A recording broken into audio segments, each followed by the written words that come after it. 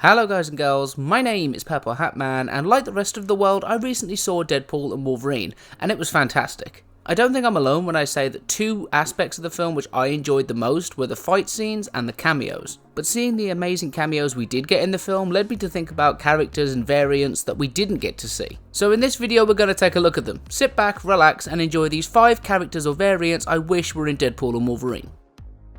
Number 5. HoneyBadger. So just like X-23 is a clone of Wolverine, HoneyBadger or Gabby is a clone of X-23. Originally there were 10 of these clones made, all of which had the ability to not feel pain, but none of them inherited the abilities of bone claws and healing factors. That is except for Gabby, who inherited both. She also has a unique claw setup in the way she has one claw in each hand which comes out from the very middle knuckles. Having an inability to feel pain, an extremely fast healing factor, and bone claws makes Gabby a very dangerous character, but what makes her an interesting character is the fact that unlike X-23 and Wolverine, she doesn't have a mean streak. She's not angry or moody or brooding, and she comes across as sweet and innocent, but also not coming across as naive. Now, I'm not bringing up Gabby as a character I would have liked to see in the film just for the sake of it. She actually has a great relationship history with Deadpool, and the two get on really well and are actually good friends in their own right. To sum it up, I would have loved it in the film if there was a character called Gabby and then Deadpool just goes, Gabby, that's a nice name, sounds very familiar though. I would have been laughing and grinning from ear to ear just from that mere mention of her name. Number 4, Daken. Daken is pretty much the exact opposite of Gabby. He is the legitimate biological child of Wolverine and his Japanese wife, Itsu. He has basically all the same powers as Wolverine in the way that he has a healing factor, retractable bone claws, and enhanced senses of some degree.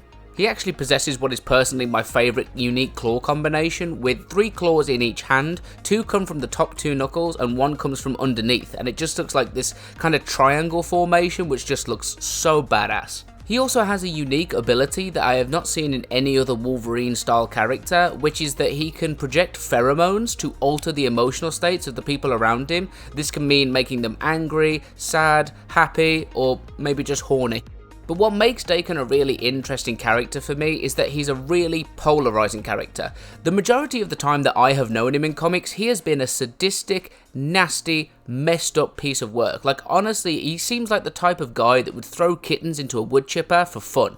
But in more recent stories, I've seen him be downright compassionate and having a really close relationship with X-23, Wolverine, and even Gabby. But the basics of his personality and his character is he's selfish. He will do anything to get his own way. If something gets Daken ahead in life and brings sorrow to Wolverine, he's probably going to do it. As far as an appearance in Deadpool and Wolverine, I can understand why he didn't appear, because even more so than HoneyBadger, and in fact any other character in this video, he has the most backstory and he's an established character in his own right. It would have been really complicated to try and introduce him. The most I was expecting from the film was maybe a name drop or a reference to Itsu, his mom, or something like that to really give us like a wink wink nudge nudge. Probably the biggest thing I'd take away from this is that Daken could be used in future films. Like, it would be such a great thing to have Wolverine versus his son. You could have a whole story about him finding out he has a son, learning his tragic origin, his upbringing as an assassin, all this regret that he wasn't a father to him, and Daken, he's gonna kill Wolverine. He wants to kill him so bad, and my god, he's gonna do it. So, potential setup for a future film. Number 3, Evil Deadpool.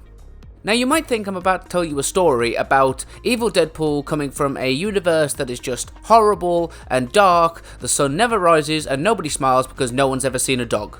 But the truth is actually even scarier.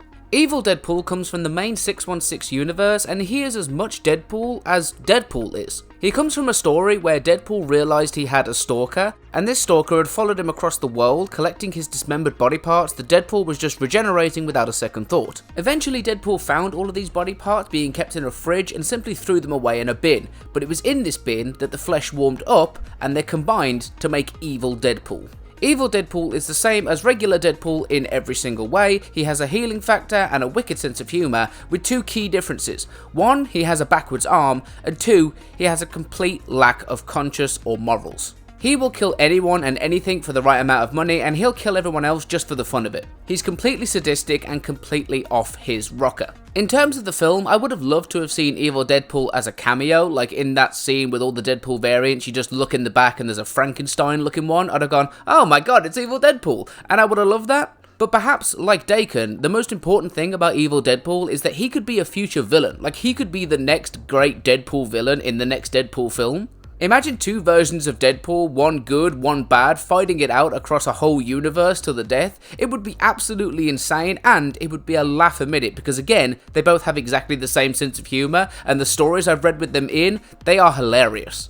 To sum it up, evil Deadpool is an evil, nasty character who feels ugly and horrible, and he does ugly and horrible things to other people. Number 2, Pandapool.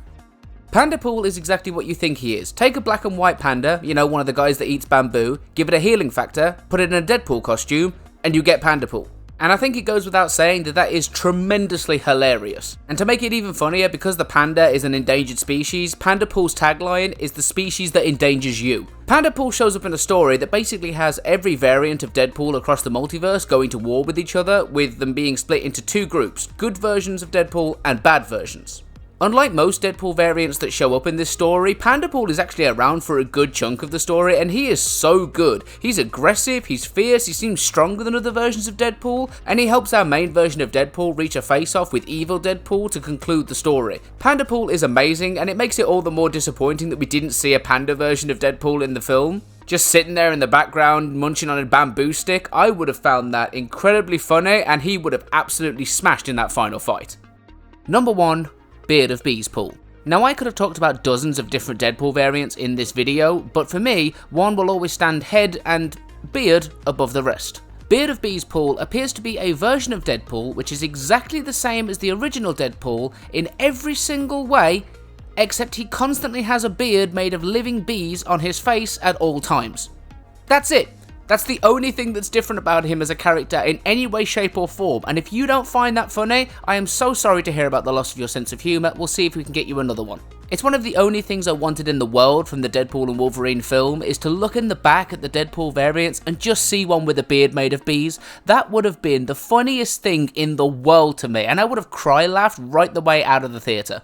In terms of his history in comics, Beard of Beespool has what is perhaps the shortest lived comic run of any comic book character in history. He has 5 speech bubbles and only 1 appearance. He appears during the same storyline that we see Pandapool in, except he's for some reason on the evil Deadpool side. And they seem to be having a meeting about how one of them has betrayed them to the good Deadpools, and that they know who it is. And when all the other Deadpools turn around to face him, Beard of Beespool simply says, "What, you don't think it was old Beard of Beespool, do you?" Which I remember finding ecstatically hilarious at the time. Unfortunately for Beard of Beespool, and maybe for all of us, he is then immediately killed by evil Deadpool. And that is the one and only appearance and death of Beard of Beespool. May he rest in honeycomb.